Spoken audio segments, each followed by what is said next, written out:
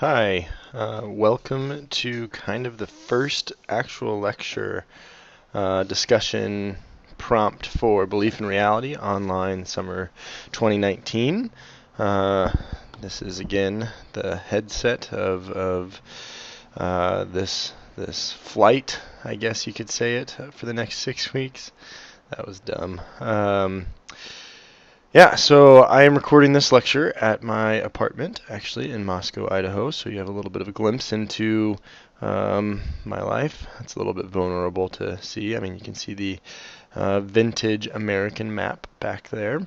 And, interestingly, Moscow is on the map. And it's an old map because up in Alaska, the neighboring country is the USSR. So, interesting anyway.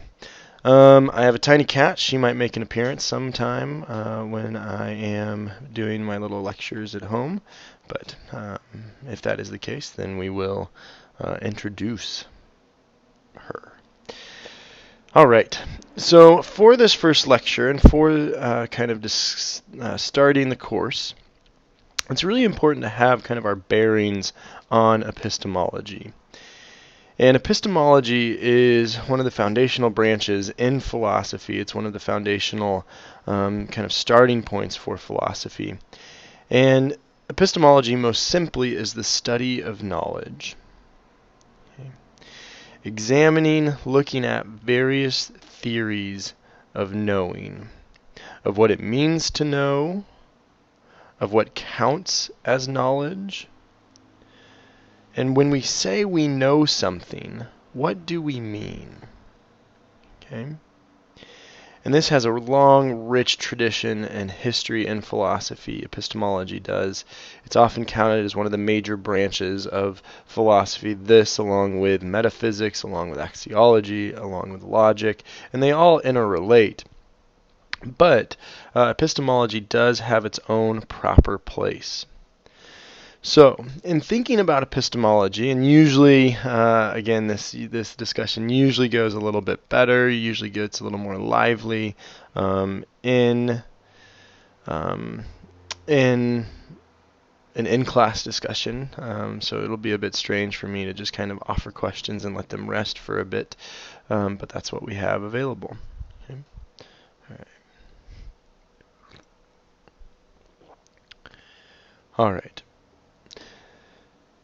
So in thinking about epistemology, and the phrase that I will continually return to with epistemology is the study of how we know what we know, and do we really know anything at all? So looking at how we know what we know, and do we really know anything at all?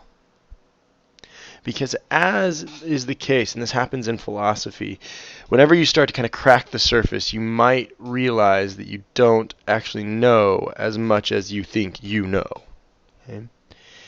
And in 2019, especially kind of in social, political, cultural discourse, so many people want to claim so many things about what it is that they know, what it is that they think is best, what it is, what ideas we ought to adopt, etc., etc., etc. Right? But epistemology, and one of its aims, is to kind of break that down at the onset and say, well, wait a second. How do we claim that as knowledge? How do we claim X as knowledge? Okay? And in this conversation is a conversation and a discussion that I think is so valuable and so rich, and that is looking at the distinctions between belief, knowledge, understanding, and certainty. Okay, so again, thinking about the distinctions and the interrelatedness as well between belief, believing something, knowledge or knowing something, understanding, and certainty. For instance, if I started this class off in a very provocative way, and I said, students, I know that God exists. I know it. Or if I said, students, I know that God does not exist. I know it. I know that God does not exist. Right? I am claiming something very powerful in that statement. Right? I am claiming something that seems very consequential as to whether or not God exists. And I'm claiming that I have knowledge of that. I'm claiming that I know either X or Y. That's quite profound, right? And a follow-up question, how do I justify both of those knowledge claims? Right? What is my justification for claiming that I know that God exists? What is my justification for claiming that I know that God does not exist? Okay? And so again, having that place of saying, well, if I know something, I'm putting a lot of weight into it. I'm putting a lot of how I view the world on it, right? Now notice the difference here, right? And I would say actually before I move on to the difference, I would say that many of you might be a bit kind of taken aback by the provocative nature of those claims, right? If I were to start class and say, I know that God exists, or I know that God doesn't exist, I mean, that's heavy, that's provocative, that is weighted, right? And you might be like, Bryce, wait a second here, right? Wait a second, I'm just a little uncomfortable by how sure you are in that profound claim. Okay? But now notice the difference here. Okay? Notice the difference. If I started class and I said, students, hi, I'm Bryce. I believe that God exists. Or if I said, students, hi, I'm Bryce. I believe that God does not exist. Right? You might be more willing to accept either of those claims, right? Why? Why?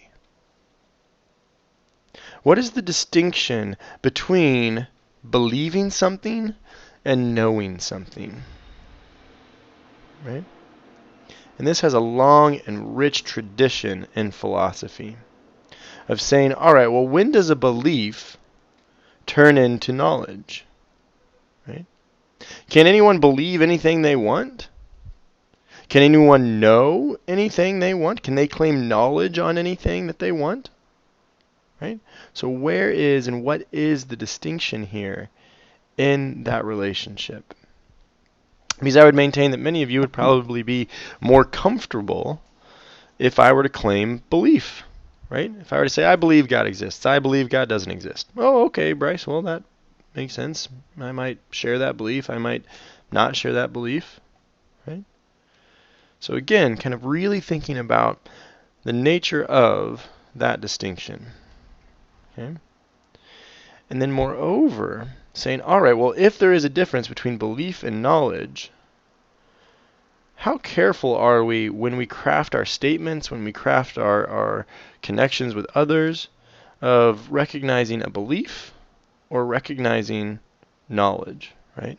And how, again, do we justify claiming knowledge or claiming a belief? Okay. So I'm going to stop there just to keep these videos a little bit more manageable, and we'll take up here in the next video.